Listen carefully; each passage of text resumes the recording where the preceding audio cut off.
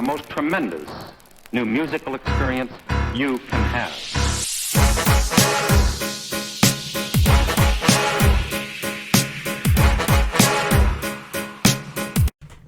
Alright, what's up y'all? It's Logan, and I'm gonna just be in here giving y'all a quick podcast, just to give a little bit of update of what's going on.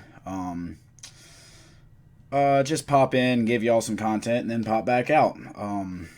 So yeah, first off, we'll talk about what I've been listening to this past week. Of course, I listened to the albums that came out, that being Joyner's ADHD and Party Next Door's project as well. You already have my reviews of that. If you haven't watched them, go check them out.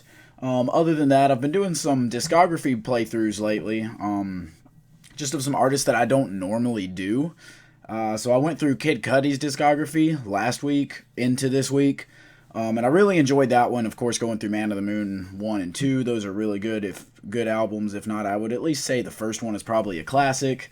Then getting on into Satellite Flight, that was a fun playthrough, one that I've never done, or maybe only done once, whatever. I really enjoyed that one. That one was very, futuristic, out of this world feeling. Then, of course, Speed and Bullet to Heaven is awful. One of the worst albums I've ever heard. So I don't even want to think about that. And then very much enjoying Pain, Passion, and Demon Slay. And that was a great album. Very much enjoyed that one. And that is definitely Cudi at his most hum. Just to put that bluntly. And then just now I've been going through T.I.'s discography. His is a discography that I've never listened to every single album from. But I've listened to quite a few of them, and I've enjoyed every single project that I've gotten through. Of course, him being the godfather of trap music, it's very much fun to hear the progression of trap music through him. Of course, he doesn't change that much throughout his career, but it's still fun to hear and fun to see how he does change and the different avenues that he takes his music. I'm actually one of the people that enjoys Paper Trails more than trap music, the album. So I enjoy more of his lyrical, less Atlanta sounding, more just plain rap sounding stuff, not as much of his trap rooted stuff. Which, granted, I love that stuff too, and I have great respect for that.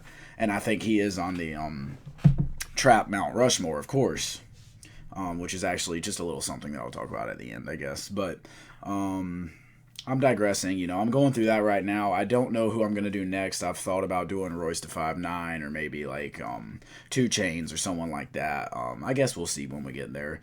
I know Royce has quite a few projects in his discography, but he is also someone who, every single project is pretty good and has great lyricism on it, so he could be fun to do. That being said, what's coming out this week? Not a dang thing. The only thing that I have on my radar that I might get out a review for is Thundercats. It is what it is.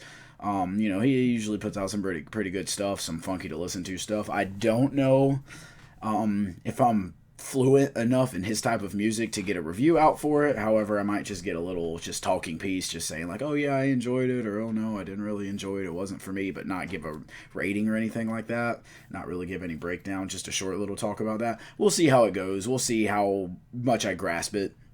But yeah, that's pretty much it that's coming out while I'm looking at the releases. I mean, Drake has his TikTok song coming out. I might get a review out for that. I usually don't do songs, but it is Drake and it is TikTok. So I'm one of those people that still hasn't even downloaded the app. So you know how I feel about that already. But yeah, that's all that's coming out. So heck, I might get some reviews out for some stuff that I skipped over earlier in the year, like Hulvey's Broken Hearted.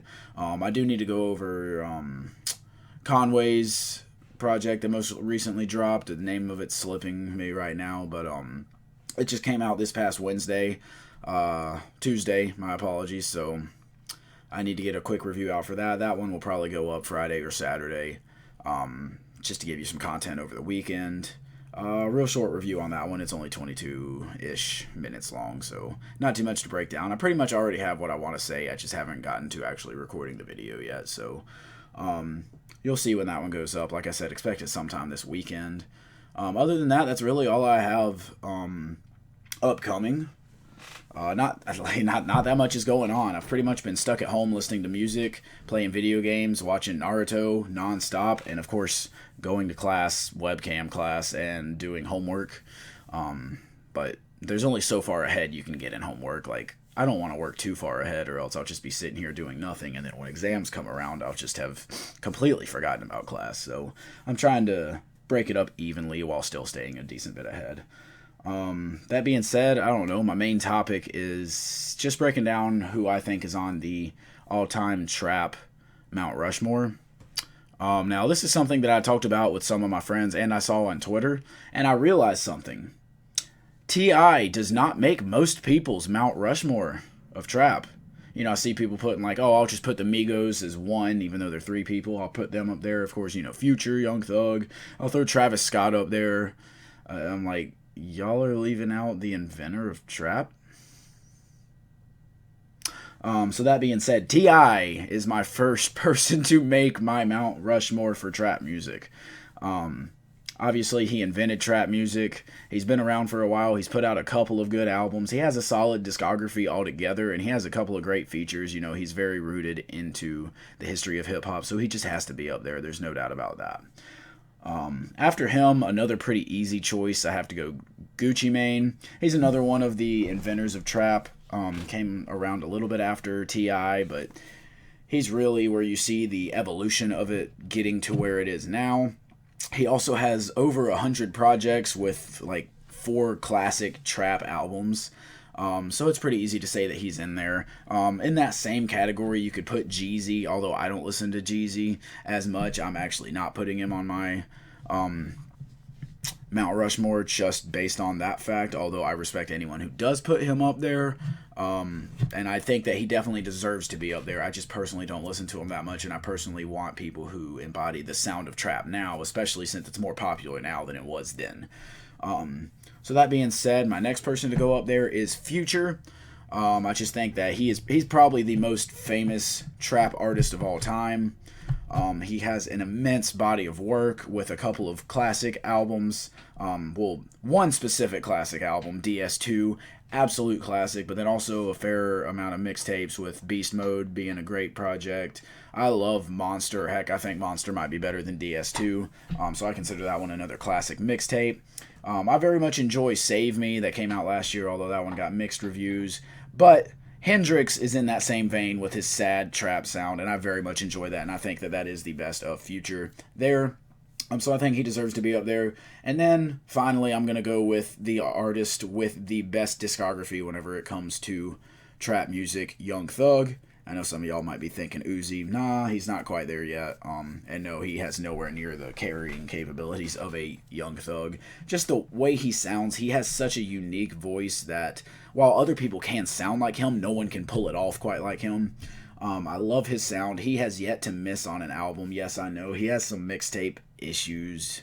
What was it? Slime Language, not the best project. But, I mean, you got Slime Season 3, you got Barter 6, you got Jeffrey. He even tried to switch it up a little bit on Beautiful Thugger Girls, and that was great.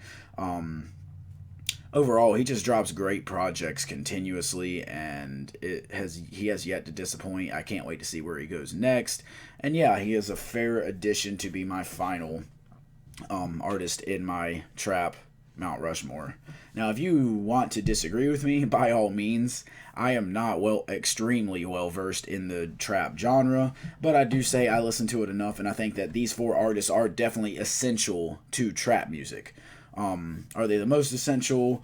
That's up to you. I think T.I. and Gucci Mane pretty much have to be there. You can put Jeezy up there. Heck, if you want to make an argument for like a Chief Keef, okay. I mean, yeah, he definitely is one of the reasons why we have trap music the way it sounds now. Waka Flocka Flame, sure.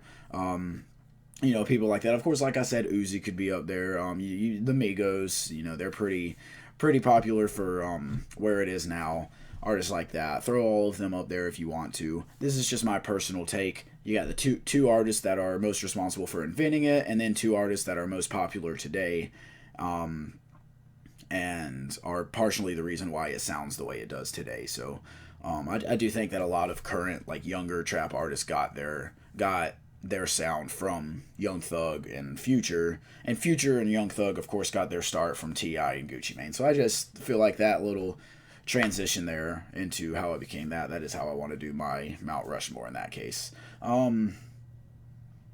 Why I decided to do that, I don't know. Like I said, I've been listening to T.I. I love talking about Mount Rushmores because it's just you don't just pick the four best, you pick the four that most embody what you're talking about. Like, I feel like, whenever you look at our Mount Rushmore for the presidents, it's not specifically the four best presidents. I don't want to get into politics or anything like that, but it's four that were the most influential at the time that it was created into what the country is now. So, four artists that I view as influential into what trap music is and where it's going. That's the way that I view it. Anyways, I don't want to just go with the four that were most popular at its inception. I want to go with the four that were most important to what it was and what it's becoming and what it is as well. Just keep that in mind. If I ever do another Mount Rushmore, I'll probably do one for hip-hop as a whole, or I might do one for a certain decade or whatever. But that being said, that's really all I have for y'all. Y'all will be seeing me sometime next week with some kind of review, whether it's the Thundercat or whether I'm talking about Holvey, or of course you'll be seeing the Conway review. That one will probably be really short since it's only like 7 or 8 songs in 22 minutes. But yeah, that's all I got for y'all now. I appreciate y'all watching. If you enjoyed, hit the like button, comment, and sub. Hit the bell next to my name for notifications. And I'll be seeing y'all next time.